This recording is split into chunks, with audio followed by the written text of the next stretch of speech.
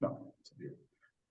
Okay, guys. Diarmaid, thanks very much. Okay, we'll kick off. So, good evening, everyone, and welcome to the McGahern Barracks Museum in Coothall in North County Roscommon, live from Coothall, North County Roscommon.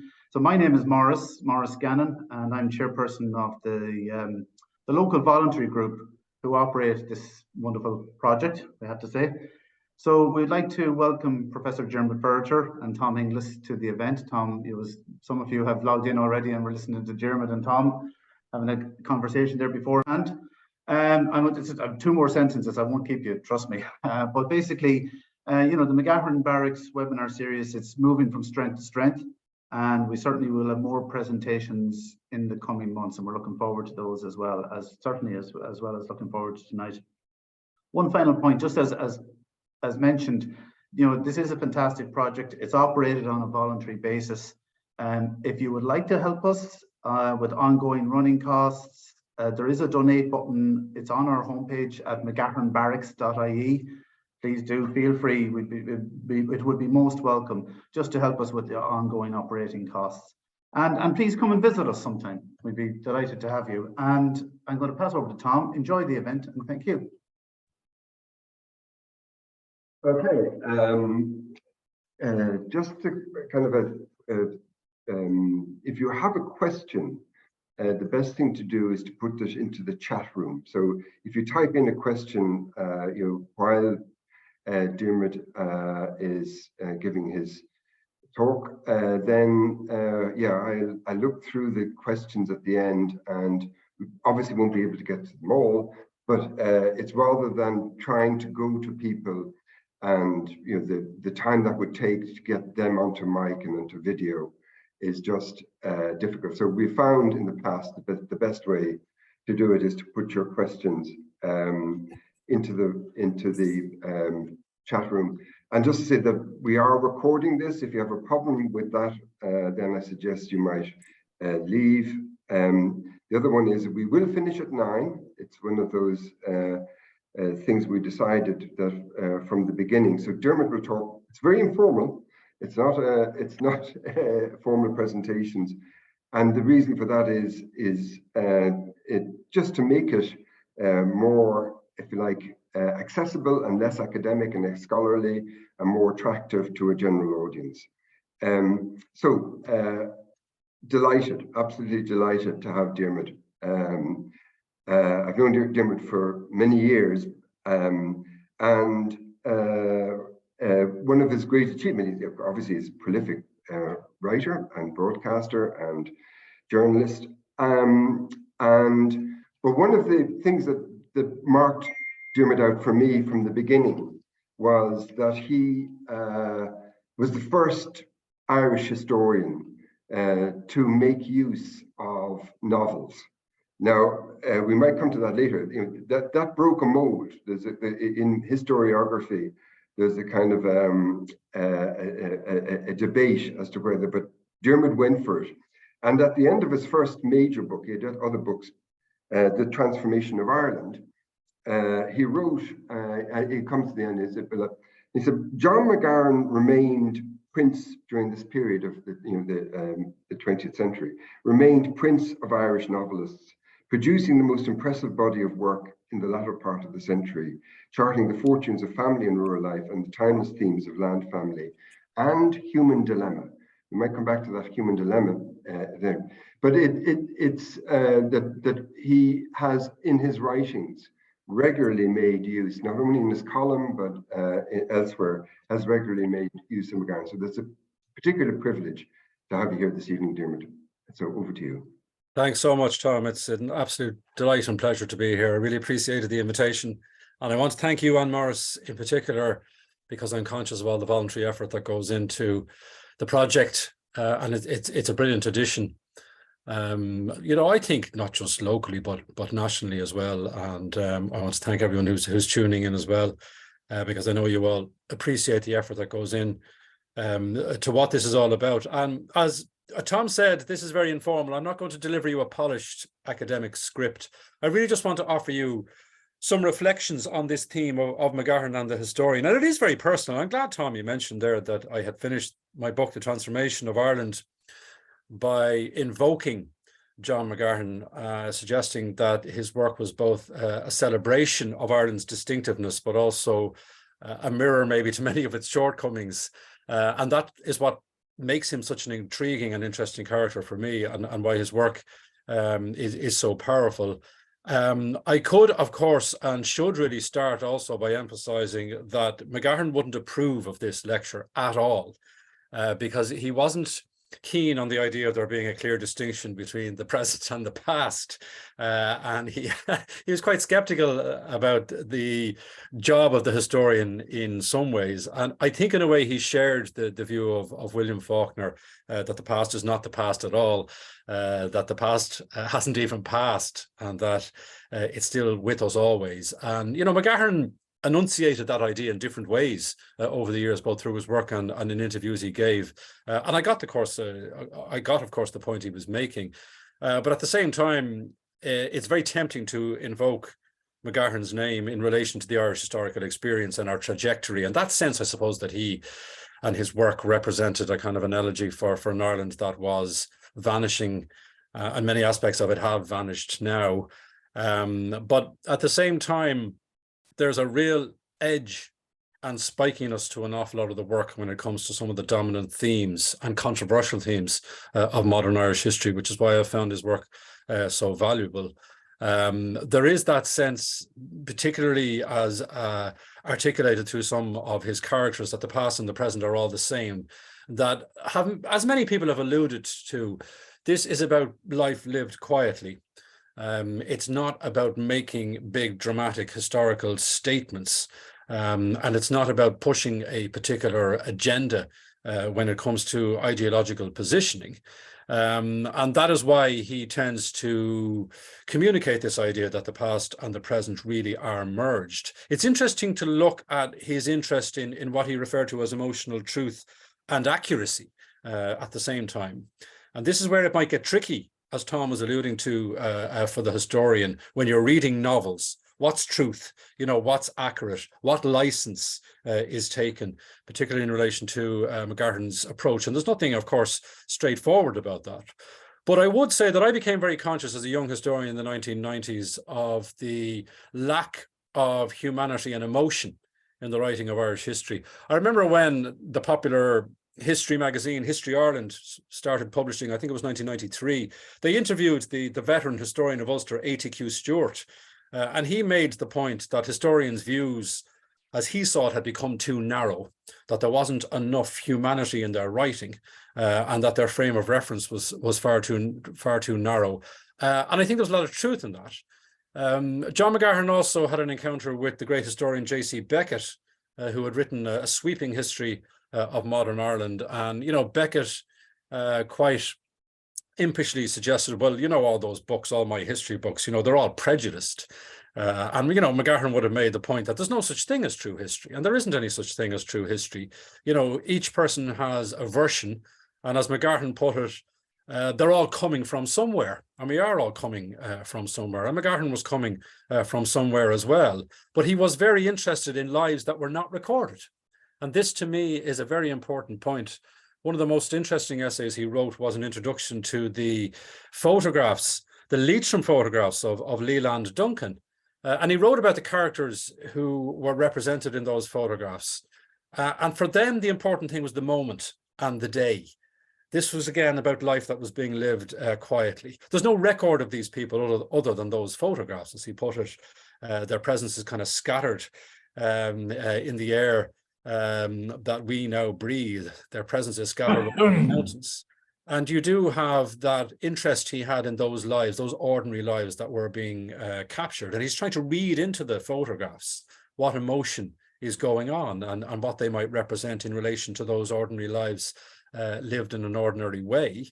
And yet they were engaging, obviously, with this new medium of photography, which must have been very novel for them and very puzzling and perhaps quite troubling for some of them. But there is also reading McGahern in that way, reading as living, a kind of a gentle social history, which is underpinned, of course, by some of the very difficult national questions about the Irish experience, and about the secrets and about the themes that dominate rural Ireland through much of the 20th century. So I think we can be conscious of all those things. Tom mentioned there that when I was writing my history of the 20th century, I used McGahern a lot. That was also because I'd been introduced to him as a teenager. Amongst Women was the first John McGahern novel I read when I was 16 or 17 years of age. And I was blown away by his prose, by the magic that he could do on such a small canvas, the sparseness of it.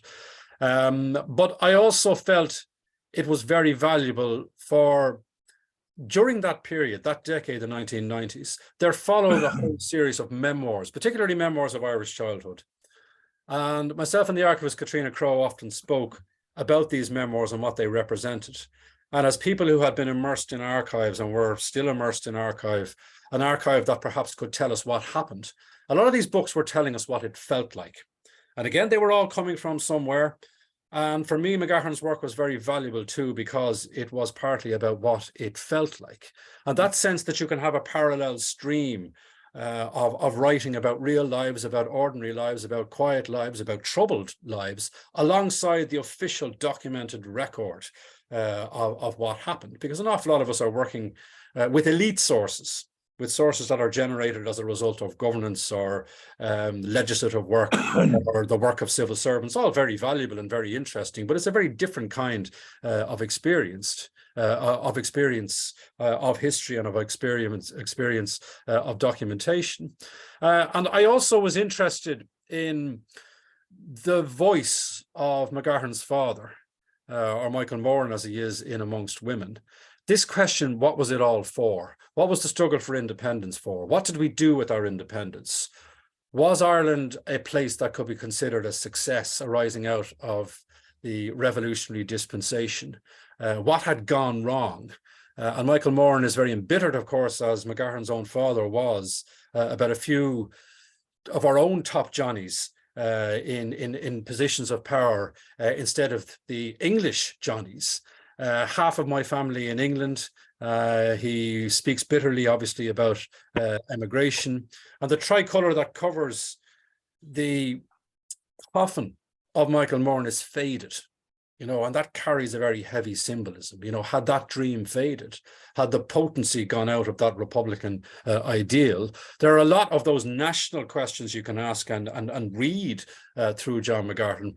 But there's also, of course, in parallel with that and dominating that really, the local questions, the community questions, the distinctiveness of those rural communities, the themes of family, of survival, of money, of the repression of women in particular, of the dignity that comes with walking and working and loving the land. But also, of course, how does independence operate at a local level? McGahern often made reference to there being no such thing as Ireland. There were a whole host of little republics, as he put it. What went on in those little republics? He was lifting a lid to a certain extent on what went on in those little republics, and some of it was very difficult, some of it was very troubling. So my use as a historian of McGahern is partly about trying to weave those experiences in. What did it feel like? It's using literature, it's using memoirs or this characterization of Irish life and Irish society. It is that parallel stream that I mentioned, and much of it is bleak. Some of it is actually quite harrowing, particularly when you look at what McGahern was doing at a very early stage in his career in the dark, in particular in the mid-1960s. There's also the parent-child dynamic, the relationships there that he writes so much about. And the historian Patrick Maugham paid him a quietly generous tribute after he had died about the extent to which he could write with a very clear eye in relation to victims and the recognition of victims of, as he put it, past cruelties and conformities, and sometimes the cruel foibles of local characters. There's a great gulf, of course, between the rhetoric of Irish independence and the Irish family unit and the reality of what people actually experience. And Patrick Crotty has made the point in analysing some of the work of McGahern that there are no characters as powerless as children. And when you consider all that has been revealed in recent decades and what we've learned about the experiences of children and of institutionalization, that becomes even more potent as a theme, and how that works through the family unit. You're obviously dealing with a very difficult patriarch in Amongst Women and other stories and books, a man who has an intense pity for himself, which I think is a very strong theme in modern Irish history and modern Irish family dynamics. This tendency to fly into passionate rage, the constant reproaches, the constant perceived provocations. And you have the women who have to be dutiful, who have to be mothers. And that was the defining trauma, of course, of McGahern's life, was losing his mother at such an early age, and he writes very movingly about it. And he was still writing about it as he was dying himself. And it's a reminder of how it runs as a very strong strand through his life and through his writing. As he put it, after her death, a terrible new life was beginning, a life without her, and he never really came to terms with that. But McGahern's depiction of his mother, and often his suffering mother, is part of a much broader theme within Irish literature. You only have to think of Paul Smith's The Countrywoman, which was written in the 1960s, which is a harrowing account of the desperate experiences of his own mother in the 1920s. More recently, writers like Peter Sheridan have written about mothers having to be at all times careful, trying to negotiate the moods of the tyrant, of the patriarch. And you have then the loss of a mother reflected in a lot of other modern Irish writing, including by Sean Dunn, for example, who wrote about losing his mother in Waterford in the 1960s. And the way he put it was, the word mammy was never mentioned in my house again. There was a silence about those losses during that era. And when he did hear scraps of information about his mother, perhaps through neighbours, he clung on to them. And there was an element of McGahern's experience in that also. And it can be problematic, I suppose, then, the idealization of his mother, because in a way, of course, she becomes as loving and tender as the father is brutal and harsh. And that perhaps is not real either, but that's what it felt like. And of course, that is the important point about trying to come to terms with something like that. Perhaps you never fully can. And you can get this theme then running through much of his work, including a very interesting story in 1970, My Love, My Umbrella, about the difficulty of trust and accepting that love or the feelings will last or can be permanent. You know, I don't love you, but we've had so many happy evenings together, but it's not enough. And that theme of dissatisfaction, it also actually comes through very strongly in Nuala Whelan's memoir, Are You Somebody? She writes very powerfully about her mother being dissatisfied and being in the wrong job, and again having to deal with a very male and patriarchal society. So I think that question of the family and the dynamics within the family and the power and the way it operates within the family, and that parental relationship between child and parent is a hugely dominant theme in McGahern, and it's very illuminating for the historian, because if we want to understand an awful lot of what has been revealed to us in recent decades, that goes to the heart of it. For all of our focus on the external institutions, it's what went on in the little republics that McGahern reminds us about. But there's also that sense that, and again, Patrick Crotty has made this point, that power is almost always elsewhere when it comes to the work of John McGahern. And even those who are the tyrants or the powerful or the dominant patriarchs in the novels, in the books, they're still marginalized characters. They feel marginalized. They feel hard done by. And it makes you think about where real power lies. And this theme, of course, of the power of the Catholic Church in particular, which again is intrinsic to the life and times, of course, of John McGahern, and it becomes very personal to him also. But one of the things I admire about McGahern is just how nuanced he could be about religion, about the Catholic Church as an institution. There's no doubt, of course, that he took swipes at the Catholic Church for obvious reasons. I remember Colm Tóibín, the novelist, telling the story of how he drove down in the early 1990s to McGahern's house to collect an essay that had been commissioned for a book of Irish writing. It was called The Church and its Spire. And he couldn't wait to get back to Dublin to devour it, to see what would McGahern write about his relationship with religion. For obvious reasons, it was going to be an intriguing essay. And so it proved to be. And the interesting thing for me was the nuance. When you consider what is articulated in the church and its spire, the church and its spire, there is that sense of him having a go at priests, in particular those who looked like they came, as he put it, from a long and confident line of men whose lives were dominated by brute cunning and money. And he suggested that at times they could be violently generous and sentimental, but in their hearts they despised their own people. And this is about class, and it was about power, and it was about being the big priestly fish in the small parochial pond. And the context, of course, was very important for the kind of society that McGahern had experienced and emerged from when the church was so powerful. But he also made the point that many of those clerics were victims themselves. What were they victims of? They were victims too of snobbery. They were victims of lost childhoods. Too many of them were forced into a job that they were not suited to at far too tender an age. Those who were deemed to have vocations, even when many of them, of course, clearly did not have vocations. Those who were segregated. And this question of the segregation of the sexes is very important. So he was able to see that side to it as well.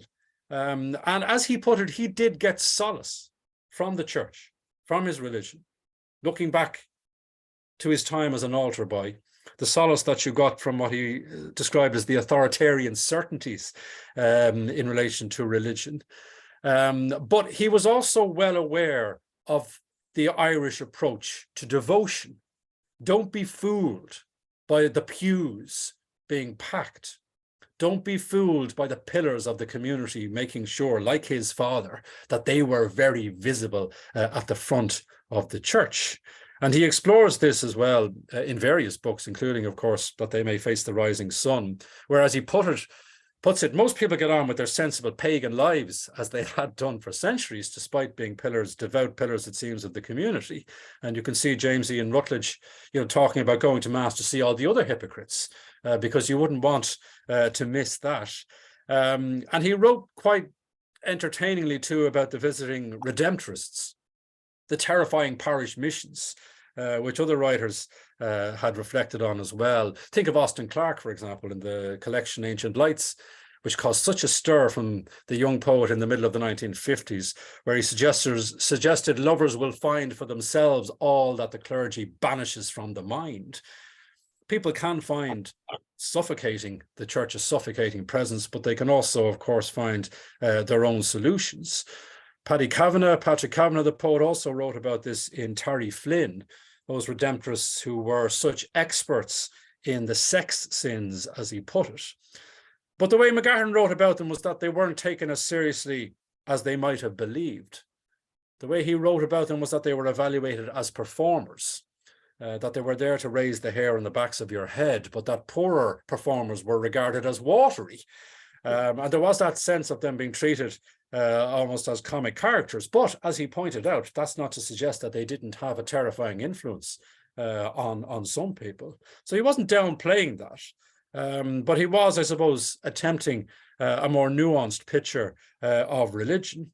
And he was also, in later years, vocal about the idea that there was no point, after a long abuse of power has been corrected, in replacing one intolerance with a new intolerance and dismissing everything that went before it.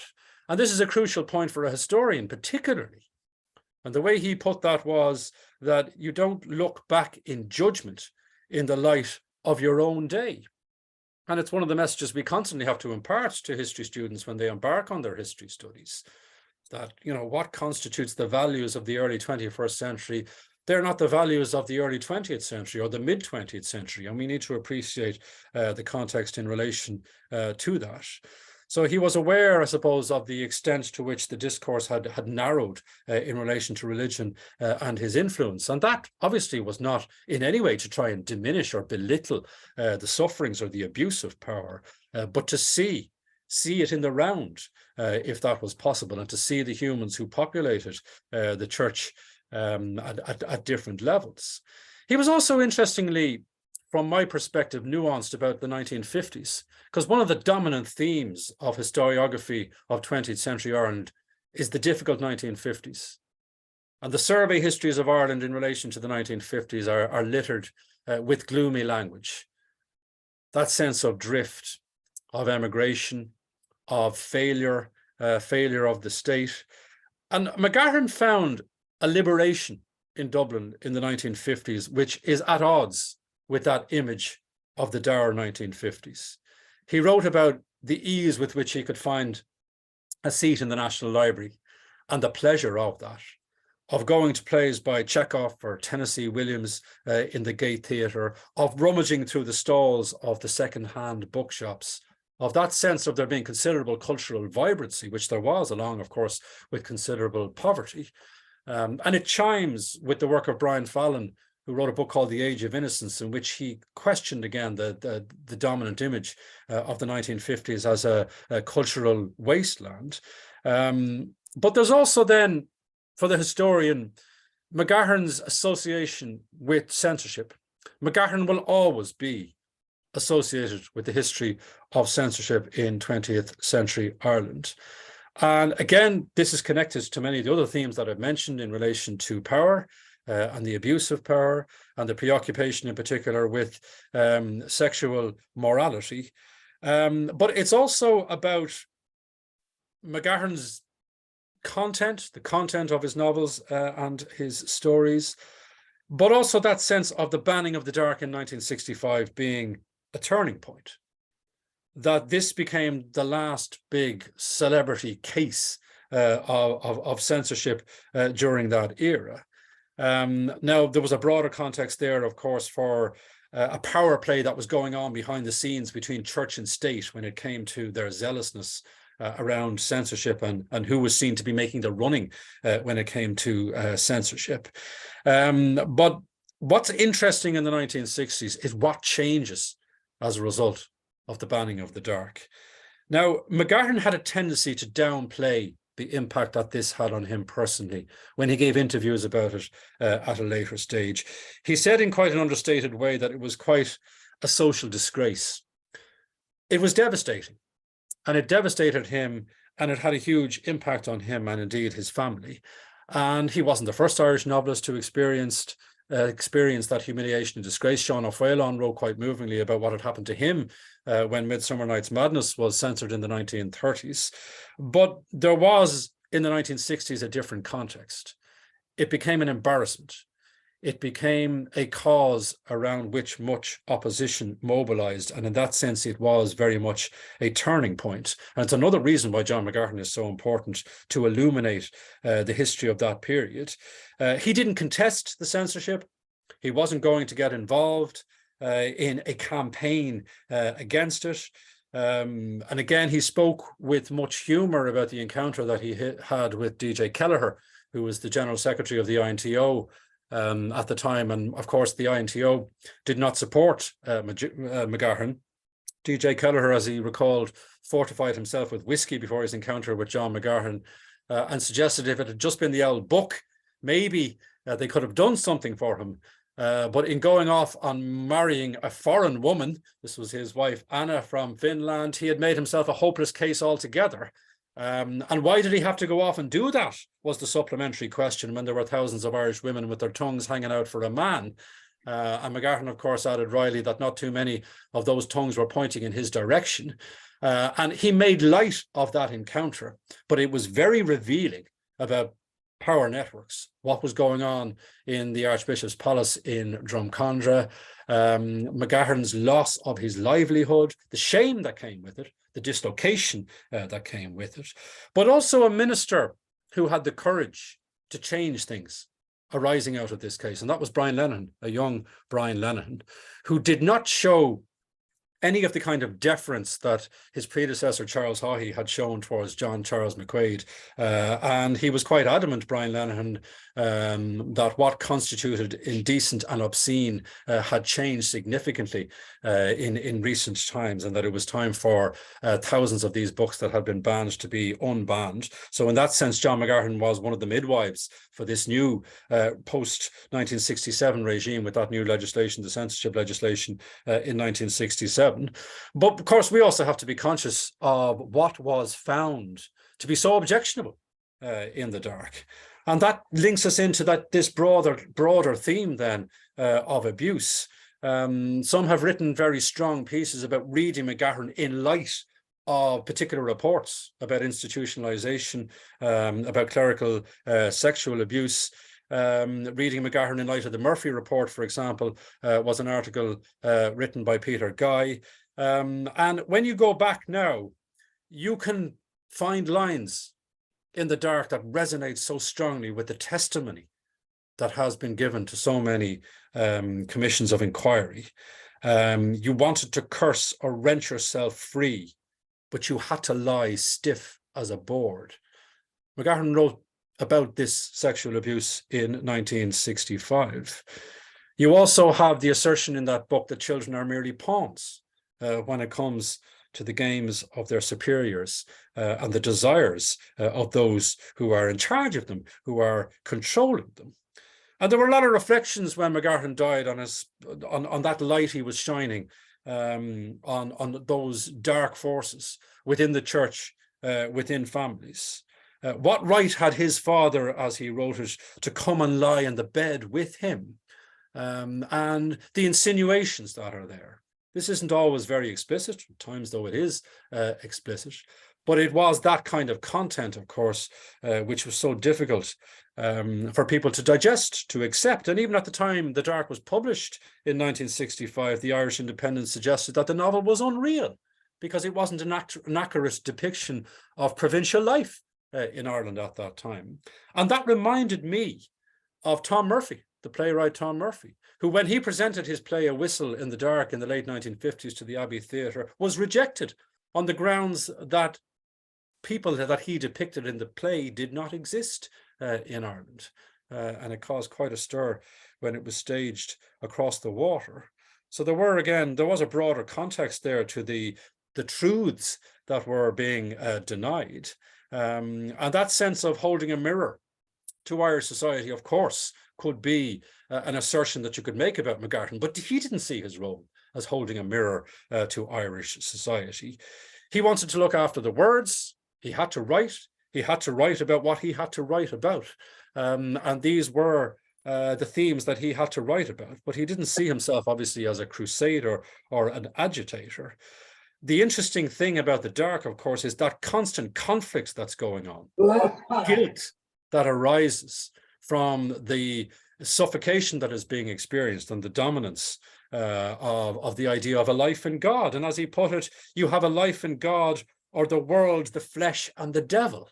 And the conflict that arises in teenagers as a result of living in a society where that polarity exists. And when it came to his memoir as well, he certainly broke taboos. It's still very jolting to read the letters, for example, that his father sent to his mother's oncologist in relation to the threat to her life and health from further pregnancies, and the refusal to desist, and the father insisting, that there has to be the continuance of the sexual relationship, even going so far as to suggest that if there's another pregnancy, the child should be named after St. Jude, the patron saint of lost causes. Historians were not able to get access to that kind of intimate material. And there were taboo subjects like that in relation to maternal health and welfare and cancer and the impact of sex and multiple pregnancies. And again, opening that particular door. But again, this wasn't about McGahern trying to give us a history lesson. This was about McGahern writing honestly about his family experiences and his personal experiences. I would also suggest that there is much of value in amongst women in particular when it comes to the study of the legacy of the Irish Revolution, largely as a result of the perspective that is offered by Michael Moran on what was, as he put it, the most important period of their lives. I've been struck by a lot of the testimony from the revolutionary generation, a very young revolution. These were young men and women who really felt they were living through the most important part of their lives. And it was, for so many of them, the most important part of their lives, the defining part of their lives. And the way Moran put it was that it was the best part of our lives and things were never so simple again. That's a very dominant and difficult theme in relation to the events of 100 years ago. How do you deal with the aftermath? When you look at how embittered Michael Moran is, this idea that this was a country, if you'd believe them, and he refers to those who are claiming pensions, who wouldn't know one end of a rifle from the other. And of course, McQuaid at one stage says to him, why don't you apply for the pension? You know, you could get it in the morning. And his response is, I'd throw it in their teeth. This sense that there were those who were being rewarded well beyond their capabilities. But he also refers to himself and his colleagues in the IRA as a bunch of killers, that they were ruthless. And it's interesting that John McGahern admired the work of Ernie O'Malley and wrote about Ernie O'Malley. And Ernie O'Malley, towards the end of his life in the 1950s, wasn't fighting the Brits anymore. The way he put it is that each man finds his enemy within, trying to come to terms with the post-revolutionary dispensation, the inevitable disappointments about what the country became. And Moran very much represents that particular strand. There's also, of course, the ridiculous assertion by an idiotic English critic that Amongst Women was a book that glorified the IRA. And again, the response of McGahern, which was an angry and robust response, was that the book glorified nothing except life itself, and fairly humble life at that. All the violence, he said, is internal. And that theme of internal violence is something that historians are exploring more and more. We have access now, for example, to the archive of the Military Service Pensions Collection, which is an archive of trauma. An awful lot of it is internalized. A lot of the violence is internalized. It has a profound effect on that generation of men and women and their relationship with their families, with the state, and with what they make of post-revolutionary Ireland. So I think McGahern was exploring a very interesting theme at a very early stage in relation to, again, that gulf between the rhetoric of what was supposed to be fought for and what actually ultimately transpired. So I would bear all of those themes in mind as a historian, and they're the reasons why I find John McGahern so intriguing as a novelist. But I would go back to the point I made at the outset about his own rather jaundiced view of the idea of the historical mission and that sense of there being a clear framework that we could adopt in relation to distinguishing between the past and the present. But if you consider McGahern as somebody who both celebrated Ireland and also perhaps was one of its accusers, you get a sense of why he is so valuable to the historian, because it is about an Irish distinctiveness. It is about a very dominant theme in Irish writing and in Irish society, which of course is the rural theme and the family and the land and all of those subjects. But there's also, of course, in reflecting on life itself and fairly humble life, there's a subversion. And that subversion, even though McGahern would not have been comfortable with that label, that subversion too goes to the heart of his talent and of the subjects that he wrote about and how he wrote about them. And in that sense, there's an awful lot to be learned by the historian from the fiction and the non-fiction of McGahern about how we became who we are. I'll leave it there, Tom. Thank you very much. I was tempted during that wonderful exposition to remind people to mute their mics. It reminded me of this is completely anecdotal, but I was at Mass recently, and I won't go into that. But in my day, people used to cough after the consecration, and it was almost a kind of they'd held their whist for for a minute or two. Anyway, I noticed that nobody was coughing. However, I think that might be the case. Thank you so much. Wonderful. We have had questions coming in, and I would encourage you now to put into the chat box whatever questions you have. Just to go back to that question that you had, and it came in very early, and it is something that I've learned from coming to live here, is that McGahern did capture not just family life, but he captured community relations. And he was absolutely rigorous. As one local person said to me, quoting a reporter from the Independent, said, with his razor-sharp pen, he took dissected the lives of the ordinary people. So there is a thing that, as you said, for archives and when we write, biographies or autobiographies, etc., they're normally of powerful people. And so the question then is that balance between anonymity that you get from fictionalizing, and then if you like, that breaks down, and there's do you think he went too far? No. And again, this question about where the boundaries should lie, I think, as he rightly would have seen it as a writer, you go where your pen takes you, and I mean, if you are going to be excavating that particular subject, I don't think it's a question of going too far. I think it's a question of what is the emotional truth and accuracy in what you're trying to depict, or in what you're feeling about this particular passage that you're working on. I mean, we all know how much time McGahern took to write, and with his words. One of the interesting things I found about the letters, because we have so many of the letters now, you really get a strong sense of the hard grind, So I think we can rest assured that he didn't take any of those decisions lightly.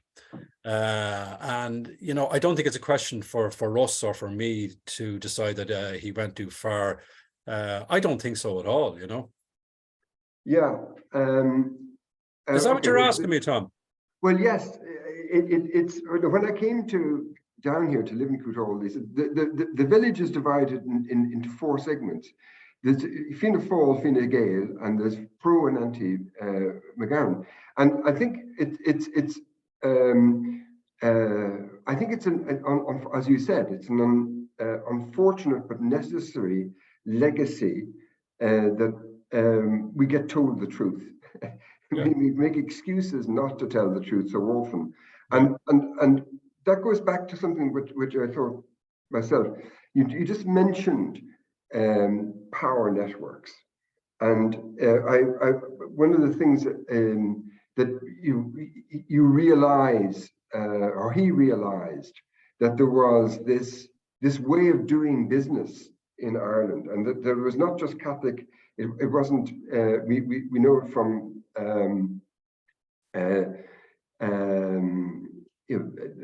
the Noel Brown affair, that the Irish Medical Organization, etc. The way, and that it's. I don't think he wrote about that, but he was subjected to it. Yeah, and it's that sense of that.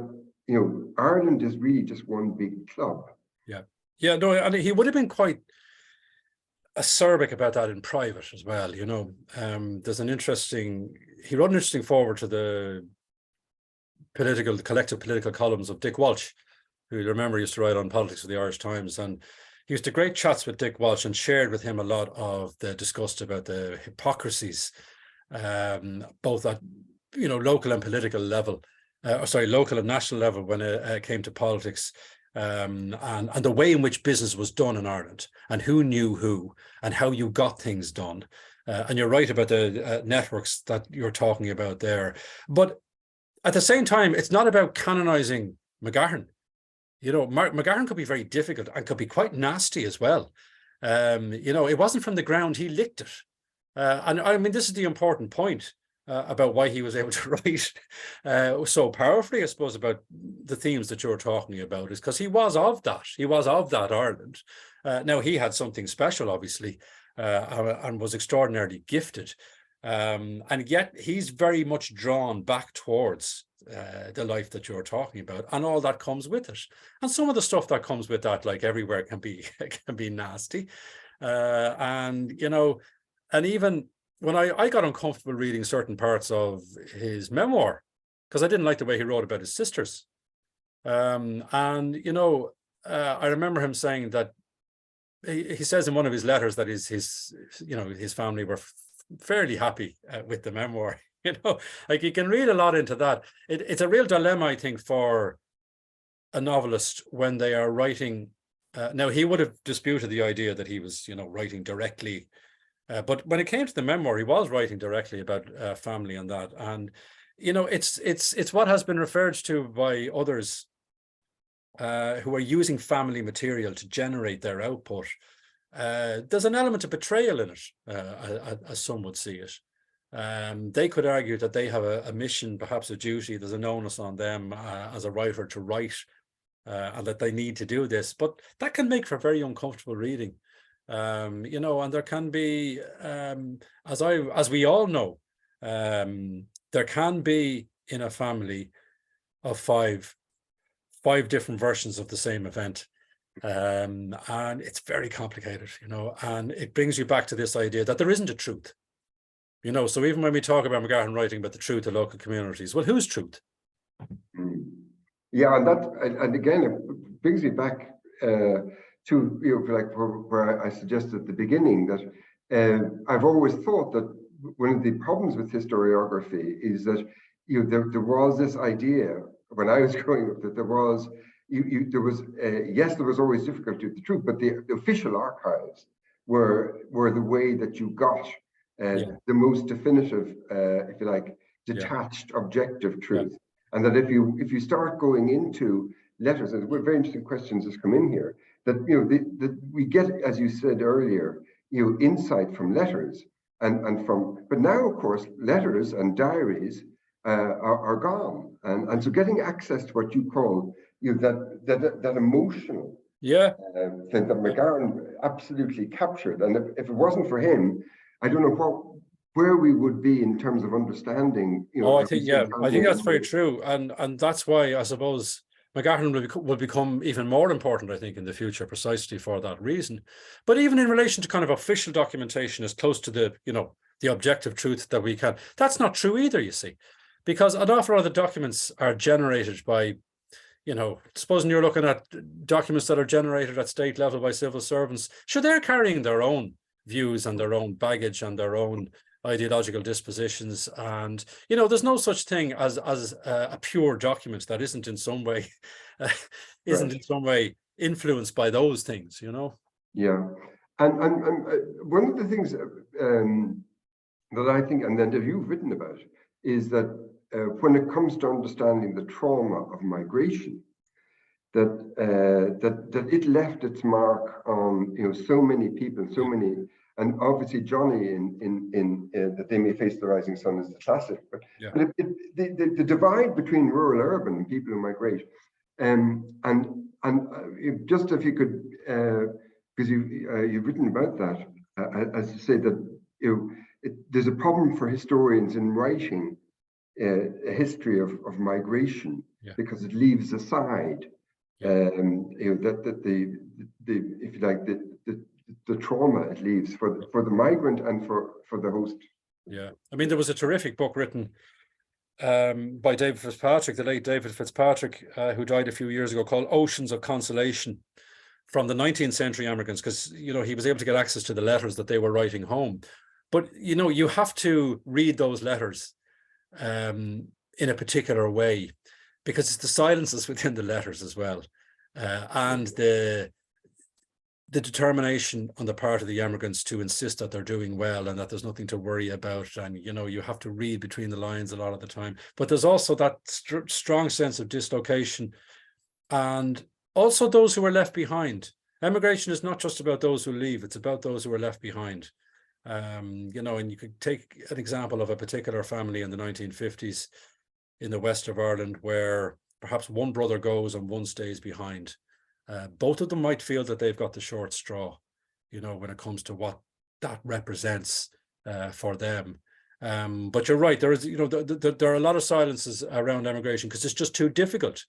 And even that idea of an Irish wake, what's implied in that? You know, you're not coming back. That in itself is an enormous emotional burden for families to deal with, and yet it becomes a way of life. It becomes an Irish way of life. And because one of the things you've emphasized is this insight into emotional life.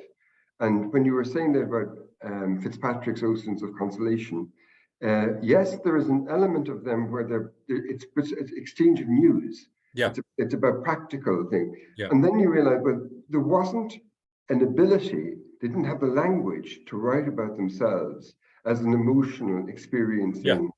And the question then is you know, it's like, was that more as extreme in the Irish case? Is it a bourgeois phenomenon? And then, it's very difficult. It's very difficult to quantify that, you know. I don't know how you would go about doing that. What is different in the Irish experience is the scale of it, you know, the scale of it for such a small island, you know, and what the famine does and what that famine emigration represents, and what happens subsequently. So, you know, there are aspects of that are particularly unique to Ireland. But the more I look at immigration, the more I realize that these are universal themes, you know. And of all people, particularly at the moment, we need to be so mindful of that, you know, because we're dealing with an awful lot of tensions now around immigration, and how it's managed, and the idea of the host community, and those who've been dislocated or those who are seeking a new life or forced into a new life abroad. It's so much a part of our history, you know. Yeah, and again, you know, just we had Frank Shovlin on at the end of last year in November, and you know, one of the things that what he brought, I kind of pursued a bit more, is that there's very little emotion in McGahern's letters. So that, you know, if you wanted to read the letters as a terms of understanding, you know, somebody who was so good at capturing the emotional lives of the people who he lived around was, if you like, pathetic, but maybe deliberately in terms of himself. But that brings us back, you know, to the question when you did that series in RT, what if McGahern had wrote those letters from the same intensity that he brought to his fictional characters? But that wasn't him. And you know what I thought about in reading the letters? If you have been struggling, as he was, I suppose, so often, as all writers do, to look after the sentences, are you going to pour yourself into your letters? Some writers can manage that because it's an extension. Whereas I think there's two separate compartments going on there for McGahern. You know, there's his letters can be very businesslike, you know. Right. And you know, and he often writes about business as well. It's like he was reserving the emotional side of himself for getting the words right, you know. The letter stuff is more of a kind of an administrative task, you know. Notwithstanding that, like, there's some very interesting insights in them. But I think that might be the way in which he approached his writing life, because, you know, his writing is his writing, and then his writing of letters is really it's more perfunctory, I suppose. And again, brings me back to that which he said. And I would add, Tom, he's also a man of his generation. Yeah. So when you talk about the lack of obvious overt emotion, he didn't live outside of his time, you know. And so there's two things. One is that we get so few people who are writing emotionally about themselves who've left letters and diaries. Yeah. And that particularly are not, if you like, as I said, a history of the bourgeois. And the second one then is that in that absence, and now we won't have archives because it's all social media, or will we? I don't know. Well, I mean, I remember there's an English writer called Blake Morrison who wrote a book called Things My Mother Never Told Me, and he plundered the courtship archive of his parents to write this novel because he knew he wouldn't be able to get he wouldn't be able to get material as valuable as that anywhere else. And he described it as a shit's trick because there's a real betrayal at the heart of it as well. These letters were never written for us to read. There's that interesting question as well about the way in which material is generated. Even like I've talked a lot in recent times about this pension archive and the trauma that's in it and the personal details about people's lives and their housing and their healthcare. Those people were not aware that their letters would become part of a national archive. So, you know, what comes into the public domain at a much later stage is not material that was ever regarded as being public material or for a wider audience. It's intensely personal. But you're right. I mean, I'm very conscious of that. That when I was researching the 1970s, that was the last fully paper decade. You know, things change. What's recorded now? What's deleted? Is there a proper policy in relation to the preservation of emails and so on? They take this business quite seriously in America when it comes to elite politics, you know, and presidential archives and so on. But, you know, there's a big question there over what will actually be recorded. Yeah, and we're coming to the end, but one of the things that I want to bring up, because it isn't, you know, in occasions of sin, your review of the history of Irish sexuality, and you know, in reading McGahern, you would get the impression, because you mentioned this in the 1950s, and somebody wrote in and said dysfunctional, and the question then is that if you were to read McGahern, there is reference to, you know, people having great fun in the haycocks, you know, after a dance, etc. But they're marginal compared to the overall picture. Is one of miscommunication. It's not a warm, loving. On the eve of Valentine's Day, I mean, what has changed is the expression, going back to the emotion, the expression of love. Well, I mean, there was, I mean, do you remember the book by Doreen Rohan called Marriage Irish Style? Yes. Which caused such a stir in the late 1960s when she came out.